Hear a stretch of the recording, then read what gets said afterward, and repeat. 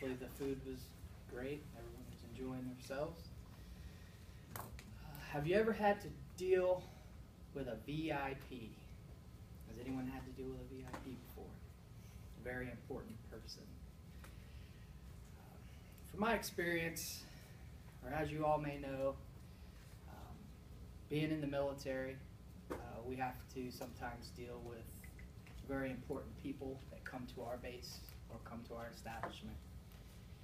And after 9/11, they stepped up the security pretty well at all the bases. You have to go through basically a gauntlet to get onto the base.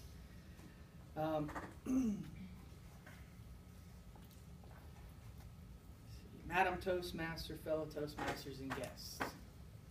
During my first speech, I told you a little bit about my experience in the military being an air traffic controller. And as you know, air traffic control is a highly stressful job.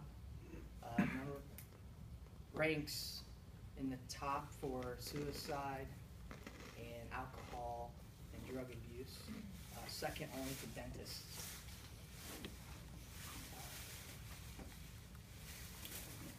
So, have you ever had to deal with a VIP? Well, they told us that we had to prepare, but they didn't tell us who was coming, so it was like this big secret. And they told us that we had to be ready for anything, so we put our game faces on, and so we're in the tower, an air traffic control tower, about 135 feet up in the air. We can see the whole base, we can see the interstate, I-65, we can see the back gate. And so we're just hanging out, waiting for the VIP to arrive.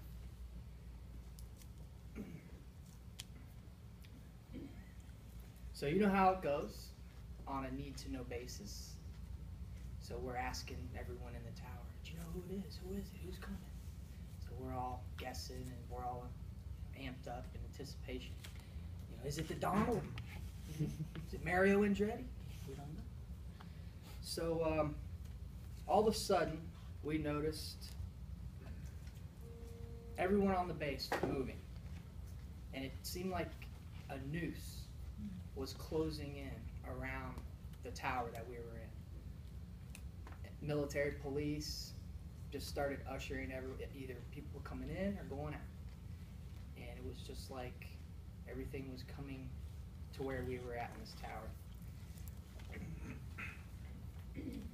So we watched, and we noticed that the police were driving back and forth on the interstate, closing the interstates down, closing the gates, basically creating a security around the post for this very important person.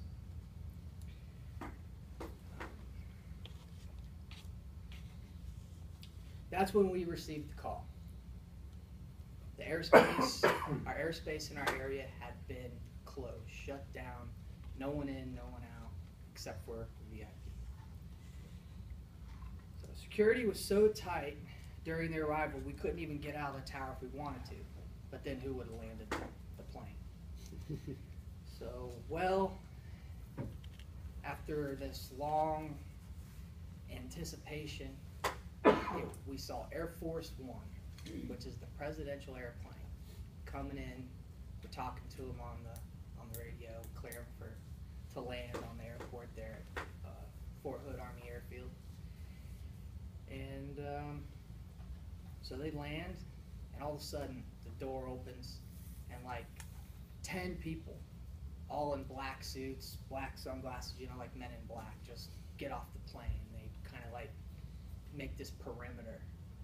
And then all of a sudden, here comes George Bush, the junior, not the senior, George W.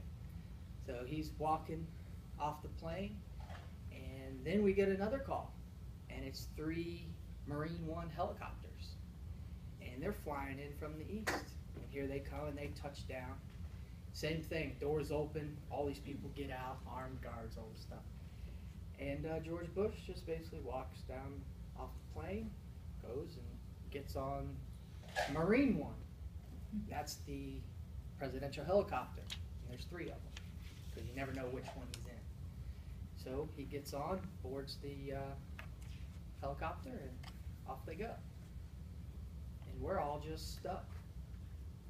Air Force One's actually, once the president gets off of the plane, it is no longer Air Force One.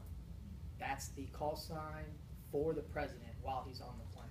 Just like the helicopters, it wasn't excuse me, it wasn't Marine One until he climbed aboard. So a little bit of information for you. So we sit in the tower, we wait, they take off, and shortly after that,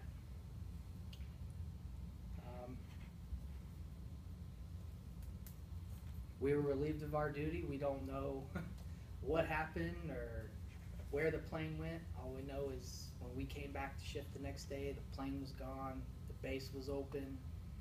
You would have never known he was even there.